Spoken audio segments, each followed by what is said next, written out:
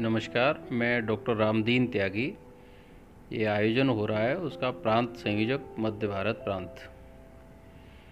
Sir, क्या आयोजन किया जा रहा है जीवाजी यूनिवर्सिटी में और कितनी तारीख को? भारत की आज़ादी के 75 वर्ष पूरे होने पर पूरा देश स्वतंत्रता संग्राम में भाग लेने वाले अमर शहीदों को याद कर रहा है, उनकी कुर्बानी को याद कर रहा है।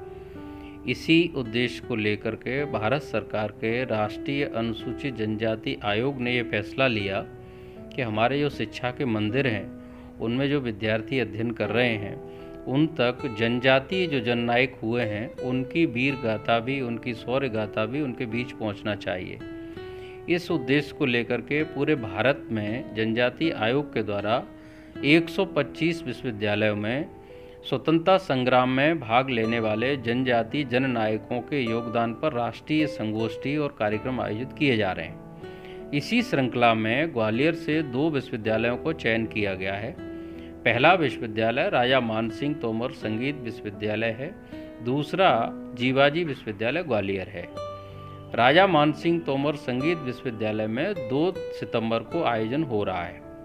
जीवाजी विश्वविद्यालय के गालब सभागार में 7 सितंबर को यह आयोजन होगा। इस आयोजन के पीछे उद्देश्य इतना है कि जनजातीय जो नायक हैं, हमारे जो बंधु हैं जो वनों में रहते हैं, गांव में रहते हैं, मजले टोलों में रहते हैं, उनके पूर्वजों ने भी इस आज़ादी के संग्राम में बहुत बड़ा योगदान दिया है और कई ऐसे अनाम जननायक हैं जिनके बारे में आज की पीढ़ी नहीं जानती है, उनके बारे में उनके नाम भी नहीं जानती है।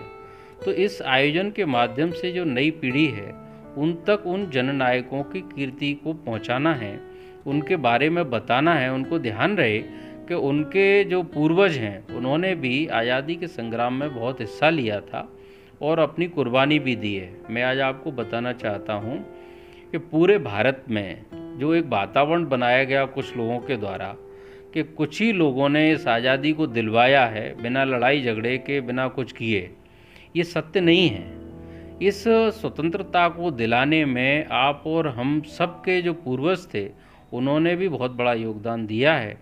ख़ास तौर से जो गांव में लोग रहते हैं, मजरे टोरों में रहते हैं, उनके पास न संसाधन थे, न उनके पास कोई पैसे थे, न हथियार थे, लेकिन इसके बावजूद भी तीर कमान से, भाले से उन्होंने जो उनके पास उपलब्ध था इस लड़ाई में अंग्रेज़ों के साथ लोहा लिया।